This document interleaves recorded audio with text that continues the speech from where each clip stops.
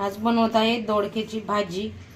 त्यासाठी हे दोडके असे भरून घेतलेले आहेत। भाजलेले शेंगदाण्याचा कूट, त्यामध्ये गरम मसाला, घरकुल मसाला, घरचा घरी बनवलेला जो मसाला आहे तो, चटणी, हळद, मीठ, धने पावडर, जिरे पावडर असं हे सगळं मिक्स करून ह्या अशा फोडीमध्ये भरून घेतलेला आहे। यामध्ये थोडंसं तुम्ही लसूण पण टाकू शकता, लसूण पेस्ट किंवा लसूण आपला घरचा असेल तर असा खलबत्त्यामध्ये कुटून तो लसूण पण टाकून घेऊ शकता। आणि कोथिंबीर,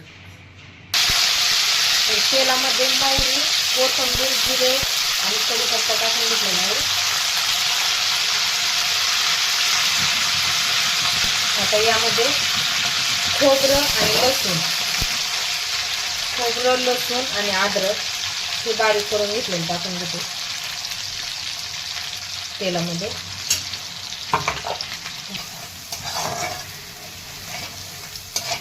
यामध्ये तुम्ही मसाले आणखी टाकू शकता, पण मी आता टाकत नाही कारण भरपूर सर्व यामध्ये टाकलेलं आहे मी, चटणी मसाला हे। आता ह्या फोडी टाकून घेते, छान असं परतून घ्यायचं।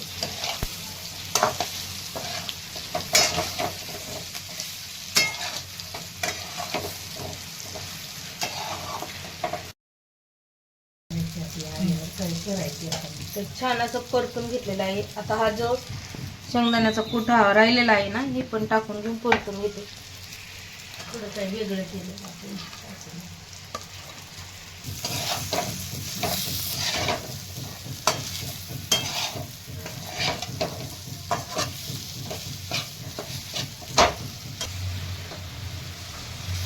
तर मसाला करपणार नाही त्यासाठी थोडंसं पाणी टाकून परतून घेते। मीठ पण टाकलेलं आहे चवीनुसार। परतून घेऊन आता पाणी टाकून घेतलेलं आहे।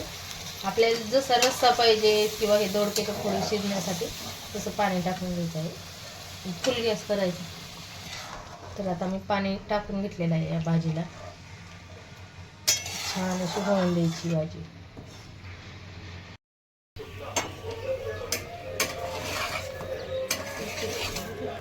गरमागरम चपात्या बनवत आहे छान अशा।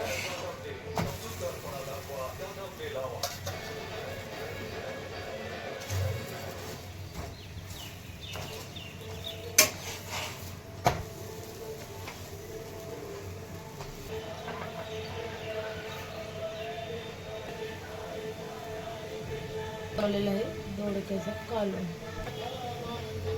तर आपली दोडक्याची भाजी ही खाण्यासाठी तयार झालेली आहे। पाहू शकता किती छान अशी झालेली आहे।